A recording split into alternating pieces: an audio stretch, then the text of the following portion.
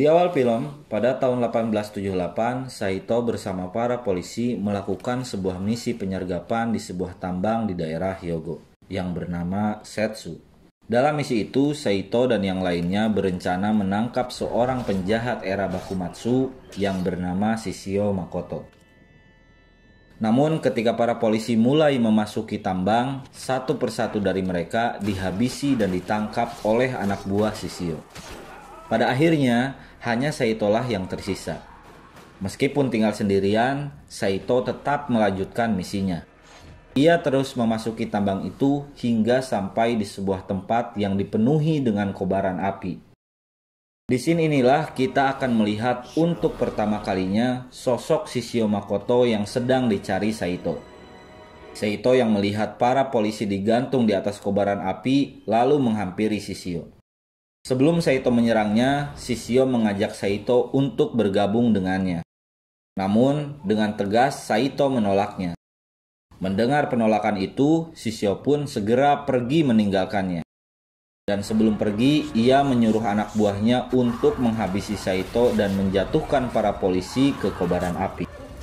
Akhirnya, meski semua anak buah Shishio sudah dikalahkan, Saito tetap tidak bisa menyusulnya karena terhalang kobaran api yang semakin besar.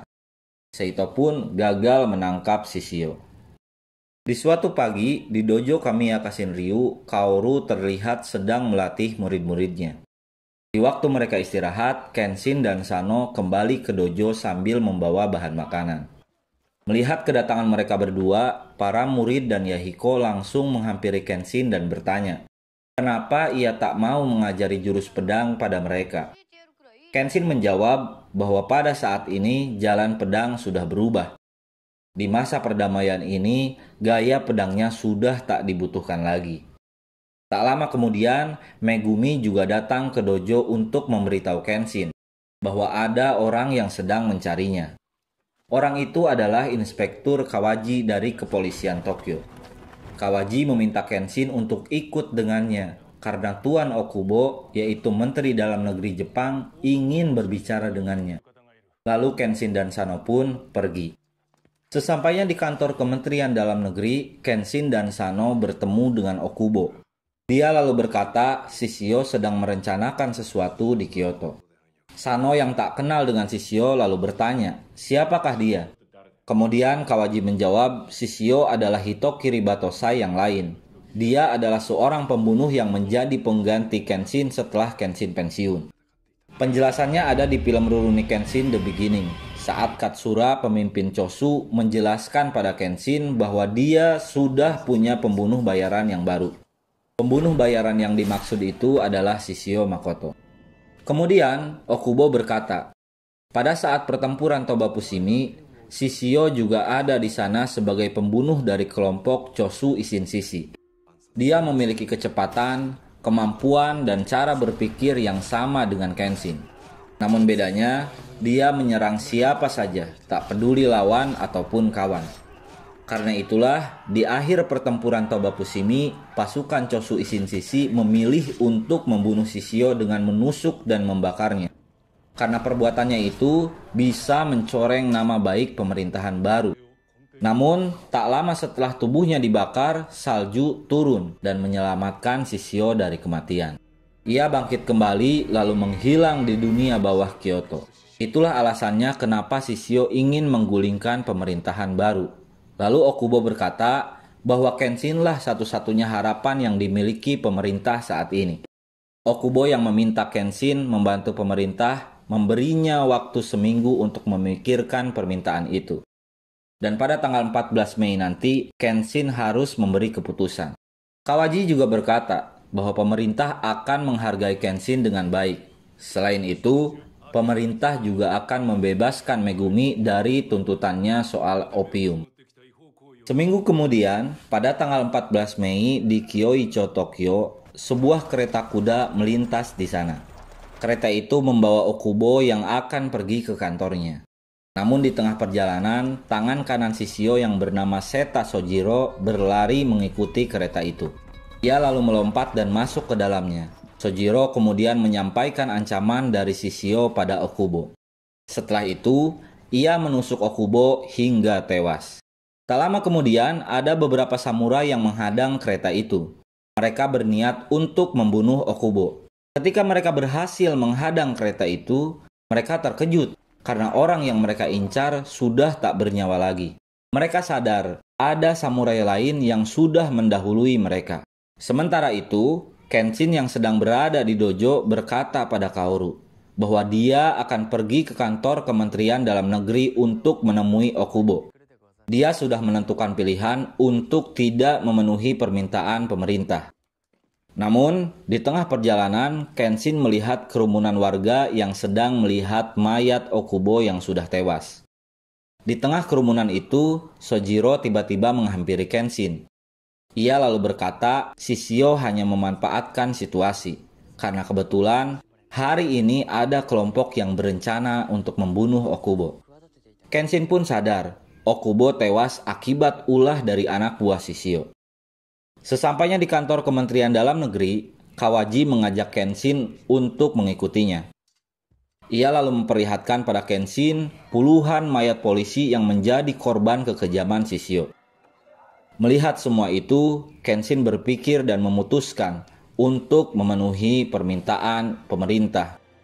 Seito yang juga ada di sana menghampiri Kenshin lalu berkata, "Sampai jumpa di Kyoto." Sepulang dari sana, Kenshin menemui Kaoru dan menyampaikan niatnya untuk pergi ke Kyoto. Ia bertekad untuk menghentikan Shishio dengan tangannya. Kenshin yang tahu bahwa Kaoru khawatir dirinya akan menjadi pembunuh lagi, kemudian berkata, "Tak ada orang yang bisa membuang masa lalunya."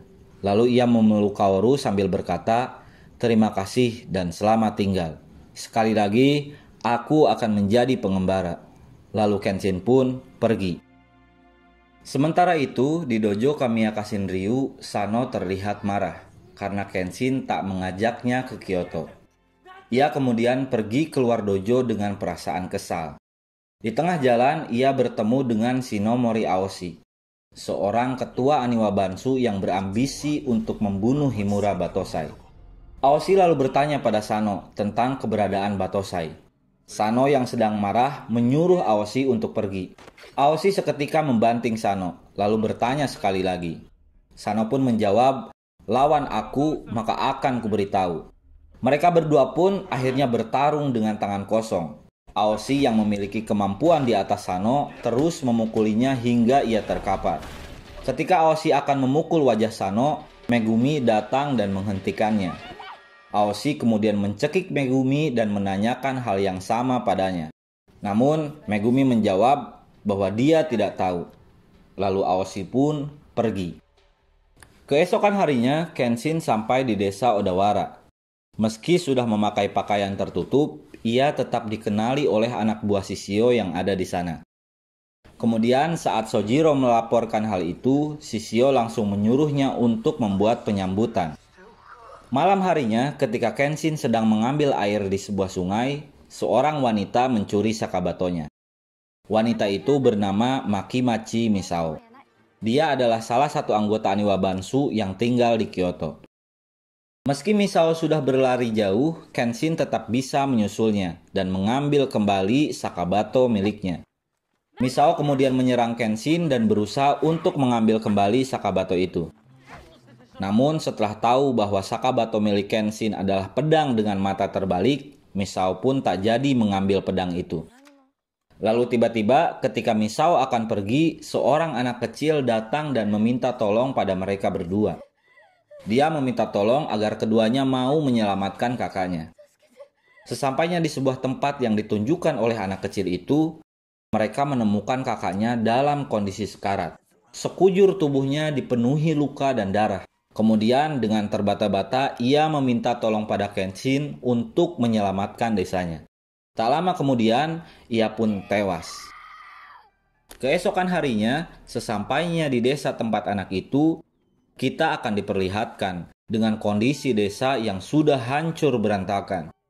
Semua itu akibat ulah Shishio. Inilah yang disebut penyambutan oleh Shishio tadi. Di sebuah pohon besar di tengah desa, terlihat ada dua orang tewas tergantung di sana. Mereka adalah orang tua dari anak kecil itu.